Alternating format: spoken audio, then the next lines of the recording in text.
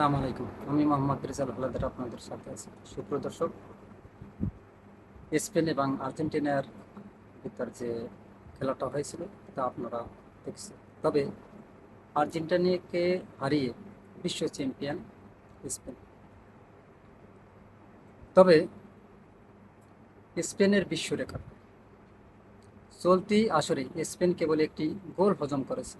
সবচেয়ে কম গোল হজম করে চ্যাম্পিয়ন হওয়ার রেকর্ড গড়েছে লুইস দ্য লা ফুয়েন্তের দল।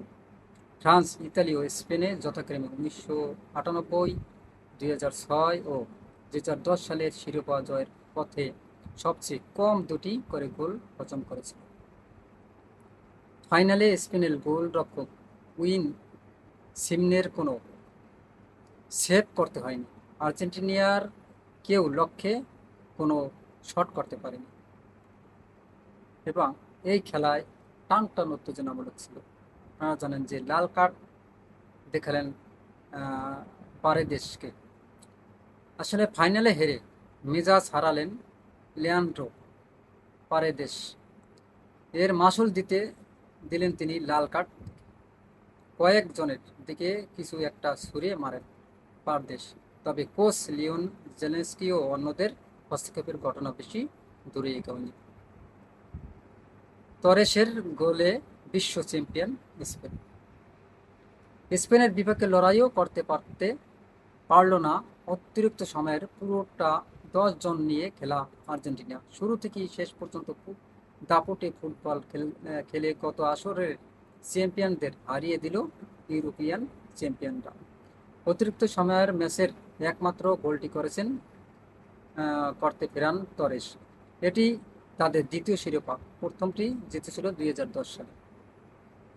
ম্যাচে 20 শট নিয়ে 12টি লক্ষ্য রাখে স্পেন। শেষ দিকে কোনো মতে দুটি শট করতে পারে আর্জেন্টিনা। এর একটিও লক্ষ্য ছিল না। যখন সময় ফুরিয়ে আসছিল আর্জেন্টিনার, গোল পরিশোধের সময় ক্রমেই ফুরিয়ে আসছে আর্জেন্টিনার, টুকটাক আক্রমণ করতে পারছে তারা, কিন্তু স্পেনের জমাট রক্ষণ ভেঙে উইন সিমনের ধারে কাছে যেতে পারছে না। সমতা ফেরানোর চেষ্টাও করতে পারছে না আর্জেন্টিনা। গোলের কোনো সুযোগই তৈরি করতে পারছে না আর্জেন্টিনা। বল দখলে রাখতে পারছে না তারা। 11তম মিনিটে আবার জালে বল পাঠান ফেররান তরেস। তবে বার্সেলোনার ফরোয়ার্ড নিজেই অফসাইডে থাকা মেলেনি গোল। আসলে এই যে খেলাটা স্পেন এবং আর্জেন্টিনার ভিতর, এতে বাংলাদেশের ভিতর বিশাল একটা বিতর্ক ছড়িয়ে গেছে। আসলে বিতর্কটা হলো যে যারা ব্রাজিলের সাপোর্টার ছিল সবাই করছে স্পেন, এবং যারা আর্জেন্টিনার সাপোর্ট করেছিল তারা সবাই তো আর্জেন্টিনাই করতো। কিছু কিছু আবার ছুটে গেছে আপনার এই স্পেনের দিকেও। তার একটু কারণ আছে, সেটা আমরা বিশ্লেষণ করি। দেখেন, তার কারণ হলো আপনার ওই যে আর্জেন্টিনার ফ্যান ফলোয়ার যারা ছিল বা প্লেয়ার ছিল, তারা ওই যে গ্যালারিতে দেখছেন ইসরায়েলের পতাকা উঠাইছে। এটা আপনাদের দেখাবো আমরা। একটা ইসরায়েলের পতাকা উঠাইছে এবং স্পেনের প্লেয়াররা তারা কিন্তু আপনার দেখেন এই ফিলিস্তিনের পতাকা উঠাইছে এবং জেতার পরও কইছে ফ্রি প্যালেস্টাইন, ফ্রি প্যালেস্টাইন। আসলে এই কারণে, এবং বলছে আরো যে যদি আর্জেন্টিনা জেতে তাদের তাদের কিছু অর্থ দেওয়া হবে ইসরায়েলে, আর স্পেনের কিছু অর্থ দেওয়া হবে আপনার এই প্যালেস্টাইনে। যাই হোক, এটা নিয়ে আসলে বাংলাদেশের তর্ক বিতর্ক শেষ নাই। অনেক তর্ক বিতর্ক হয়েছে। যদিও অনেক লোক আবার দেখছি আমাদের সাথে এক আমিনুল ভাই করে নাম, সে আর্জেন্টিনা করতো, কিন্তু সে পরে এই কথা শুনে সেও আবার স্পেনের দিকে চলে গেছে। ওই যে স্পেনে একজন মুসলিম প্লেয়ার ছিল, এই জন্য আসলে মূলত কারণ এই যে তার জন্যই এই যে এই খেলাটা ছিল খুবই টান উত্তেজনামূলক। এটা ছিল, আপনারা জানেন যে ফাইনাল ফিফা ওয়ার্ল্ড কাপের 2026-এর একদম ফাইনাল ম্যাচ। টান উত্তেজনা তো থাকবেই। তবে আমরা যত খেলা দেখেছি আর্জেন্টিনার, তবে এই যে স্পেনের সাথে যেভাবে খেলেছে তারা, আসলে এরকমের খেলা আমি কখনোই দেখিনি। মানে এতটা মানে বকডনে ছিল তারা, যেমন আপনার পাস করা থেকে শুরু করে একদম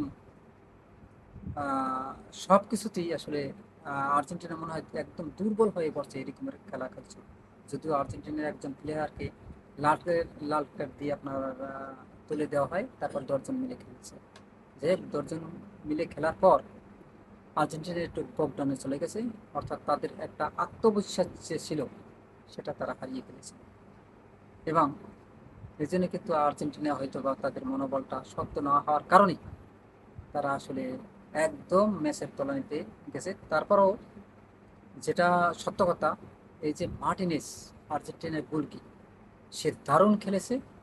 তার করতেই হবে, মানে সেটা বলতেই হবে, কারণ ও যদি না থাকতো, অন্য কোনো গোলকি থাকলে আমার মনে হয় গোল খেত 5 থেকে 6টা, আর বেশি সেরকম পেতো না। তবে তার দারুণভাবে সে ডিফেন্ড করেছে, এর জন্য আসলে তাকে ধন্যবাদ জানাই। এবং আর্জেন্টিনার ফ্যানদের মনও জয় করে ফেলেছে মার্টিনেস। তবে মেসি, এবার আসি মেসির কথায়। দেখেন মেসি, তার বয়স 39, এটা ছিল তার একটা মানে এই ম্যাচটা হয়তো বা তার জীবনের শেষ ম্যাচ হয়েছিল। তবে এবার বিশ্বকাপটা মানে তারা যদি পাইতো, অথবা মেসি সাথে সাথে হয়তো বা বিদায় নিত। যাই হোক, তারপরও কিন্তু কম হয়নি, কারণ আর্জেন্টিনা কিন্তু ফাইনালে এসেছে, ফাইনালেও এসে খেলেছে। তারা বেশি গোল খায় নাই, মাত্র একটা। এটা হতেই পারে, এটা অ্যাক্সিডেন্টলি কো অ্যাক্সিডেন্ট। প্রথমার্ধে কোনো গোলই হয়নি। মানে খেলা আর্জেন্টিনারা যেভাবে খেলছে, আহ, মানে তাদের কাছে যেটা পারফরমেন্স মানে জনগণ চাইতো, ওই অনুযায়ী কিন্তু তারা খেলেনি। এবং আর্জেন্টিনার যে দর্শক বা ফ্যান ফলোয়ার আছে তাদেরকে হতাশ করে দিয়েছে, এটা কিন্তু বাস্তব কথা।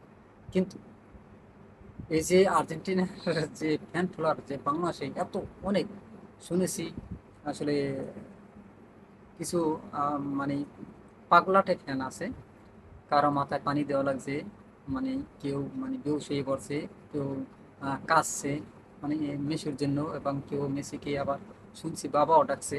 যাই হোক, এটি আসলে অতিরিক্ত পাগলামি। এটা পাগলামি করা ছাড়া কিছুই না।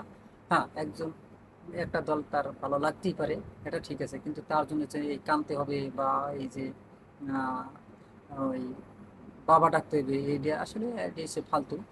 এটা আসলে করা ঠিক না।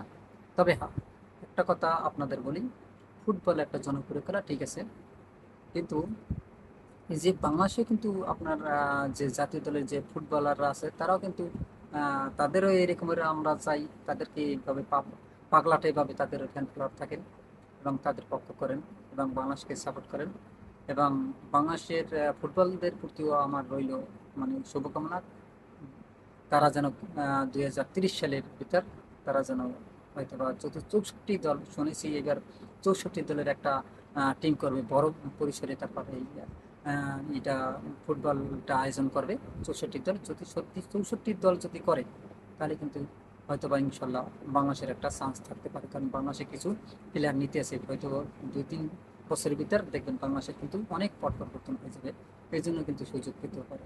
সুপ্রিয় দর্শক, আপনারা কি মনে করেন অবশ্যই আপনাদের মতামত কমেন্টে জানান। এবং আর্জেন্টিনা আপনি কোন দল করেন, আর্জেন্টিনা না স্পেন, অবশ্যই আপনার মতামত কমেন্টে জানান।